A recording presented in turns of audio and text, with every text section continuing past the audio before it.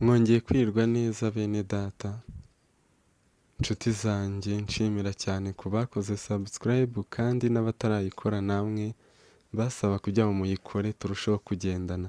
Ikiganiro cy'ubushize nababwiraga ibintu bigenga ubuzima bwa benshi. Nababwiyeho igice kimwe ndakibasobanurira, uyu munsi n'ubundi ndagikomeje ku bataracyumvise mwareba muri video z'ubushize mukabasha kuba mwagikurikira kugira ngo turusheho kugendana. Ikintu cya kabiri rero, abantu benshi bagengwa n'ubwoba. Ese kuki bagendwa n'ubwoba? Ubundi bigenda bite? Bikora bite? Ndagira ngo nkubwire ngo ntucikwe kandi ukurikire. Ubwoba bwabo bushobora kuba ari ingaruka zo guhahamuka, bushobora kuva mu kwiha intego zidashoboka igihe baba barihaye ibintu biri hejuru cyane, byamara gufeiringa cyangwa se batabigezeho n'ubundi bikabatera ubwoba bwo kongera guhiga, kugira izindi ntego basetinga ngo zibafashe kuba zabamotiva bakagera ku iterambere ryihuse.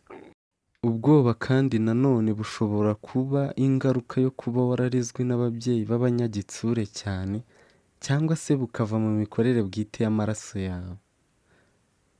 Iyo yaba ari yo yose, abantu bakoreshwa n'ubwoba badindira muri byinshi bashoboraga kugeraho kubera gutinya kubigerageza.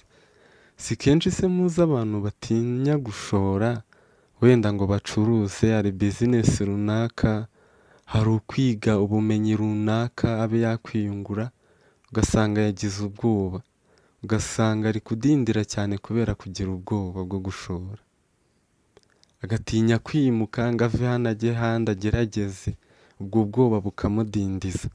Ni benshi muzagenda mubabona cyangwa se nawe byakubayeho. Usanga kenshi bagenda bigengesereye, bagatinya guhindura ibintu kandi iteka bakagerageza kugendera mu byo bamenyereye gusa nta guhindura. Ubwoba buriya ni nka gereza uba wifungiyemo, kandi ubwoba bukakubuza kuba icyo Imana yashakaga kuba cyo. Hari igihe Imana ikubwira ikintu, aho kujya utangire nawe ugikoreho ubushakashatsi cyangwa se ugerageze, ukaguma aho ngaho gusa. Imana ikakubwira ngo uzaba umuririmbyi, uzaba umucuranzi, uzaba umuvugabutumwa, uzaba umuntu ukomeye mu bucuruzi, uzagira gutya, nawe ukiyicarira wenda ntugerageze ngo utangire. Reka mbabwire, Imana ntiyica isezerano kandi irinda ijambo ryayo. Ariko wibuke neza ko Imana yabwiye Kuro ngo nzakujya imbere ahataringaniye mparinganize. Irongera ibwira Gideyoni ngo ugende nzakugabiza ingabo z'Abamediyani, nzakumara ubwoba. Ntabwo avuze nzaza ngo uterure, tangira wowe ugerageze, Imana izagushyigikira muri urwo rugendo rwawe. Ni ngombwa rero ubwoba guhagurukira ukaburwanya ukoresheje intwaro yo kwizera n'urukundo. Bibiliya iravuga ngo mu rukundo ntiharimo ubwoba, kuko ubwoba buhambira umuntu. Ubuzima burimo ubwoba, bwaba ubwoba bw'urupfu cyangwa gucirwaho iteka, bwerekana umuntu utaratunganywa mu rukundo. Kuko tuzi neza ko Imana ari urukundo, kandi ntawajya mu ijuru atagira urukundo. Ko ntiwabwira Imana ngo urayikunda wanga mugenzi wawe. None se Imana warayibonye? Ahubwo ubanza ukunda uwo muturanyi wawe, uwo mukorana, uwo musengana, uwo muturanye.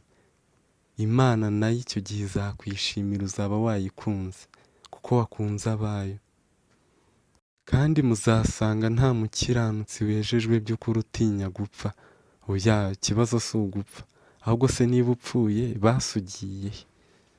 Nyuma y'urupfu ugiye he? Ntuzazukira gucirwaho iteka, cyangwa uri mu bo Yesu azacira urubanza? Icya gatatu, abantu benshi bagengwa n'urukundo rw'ibintu. Inyota yo kugwiza ibintu niyo ihinduka intego y'ubuzima bwabo. Iyo rukuruzi yo gushaka kurundanya ibintu ikomoka ku kwishuka no kugira ibintu byinshi bizayongorera umunezero. Akumva kwirundaho ibintu byinshi, ubutunzi bw'isi bizamuha gukomera, bimuha umunezero, bimuhe gutuza mu mutima. Se watunga ibirengeje ibya Farawo? ese uzatunga ibirengeje ibyo Salomo yatunze? Ese Yobu ntiyari umutunzi ariko yubahaga Imana? Uburasirazuba bw'igihugu cy'iwabo yari umutunzi ukomeye, azwi, afite amashyo y'intama, ingamiya, afite amatungo menshi n'umuryango ukomeye, ariko yubahaga Imana. Kuko ibintu byo bidahinduka tugeraho tukabirambirwa tukifuza ibishya. Urubyiruko rw'uyu munsi njya nibuka ngo hari fone zasohotse nshyashya, njya nibuka iPhone X isohoka, ese ubu hari uwayiteza? Ubu ngo ni 15X Pro Max. Barashaka amafone agezweho, amamashini agezweho, imodoka zigezweho, ariko uko niko bishira hakaza ibindi, tukabona modeli nshyashya zindi. Icy'ingenzi ni ukubaha Imana kandi ukayikomezaho, ugakora ibyo yifuza, ikaba ari igenga ubuzima bwawe. Ubutunzi singiye kukubwira ngo ni bubi kuko twese turabushakisha, buradufasha, ariko tujye twibuka ko ari ubw'igihe gito. None se nta bantu muzi bari bakize cyane ubu bakennye? None se ntabo muzi bari bakennye ubu bakize? Ubuzima ni vice versa, burahinduka, buri inverse. Icy'ingenzi ni ukubana amahoro n'abantu bose, ukagirira neza umuntu ubonye uwo ari we wese, ukigendera. Ni ukwibeshya gukomeye cyane kwibwira ko gutunga ibintu bihambaye ari byo bizatuma ukomera. Ndabaha urugero. Iyo usomye mu gitabo cy'Imigani ibice 11 umurongo wa 28, haravuga ngo uwishinjikirije ku butunzi bwe azagwa, ariko umukiranutsi azatoha nk'ikibabi kibisi. Kugira agaciro no kugira ubutunzi ni ibintu bibiri bitandukanye. Ntabwo agaciro kawe kava mu byo utunze, hoya, kandi Imana yivuga ko ibiruta ibindi mu buzima atari ibintu. Ikindi kinyoma kiri mu bantu benshi ni ukwibwira ko gutunga amafaranga menshi bizampa gutuza mu mutima. Hoya, si uko biri. Ubutunzi bushobora kuyoyoka mu mwanya muto kubera impamvu zitandukanye, kandi udafitemo ubushobozi. Umutekano nyakuri nta handi wawukura keretse mu kugirana imibanire myiza n'Imana, kuko byo nta gishobora kubikwambura. Oya. Icya kane, abantu benshi bagengwa no gushaka gushimwa, ngo nkore nshimwe, ngere gutya banshime, bandebe. Bene abo ngabo rero bemerera abantu benshi ibyifuzo byabo, harimo ababyeyi babo, abarimu babo, abo bashakanye, abana babo, kugira ngo bashimwe. Ntimubizi se ko ari igihe muri abo mvuze umusezeranye ikintu kugira ngo agushime kandi uzi ko utazagikora, cyangwa nubwo wagikora ari uko ugira ngo agushime gusa. Hari abantu bakuru benshi bakirwana intambara yo kunezeza ababyeyi batanyurwa. Abandi batwarwa n'igitugu cyo kwishushanya n'urungano, bihuza narwo, bagahora bahangayikishijwe n'ibyo abandi babatekerezaho. Ikibabaje ni uko ba nyamugiye abandi bagiye akenshi babigwamo.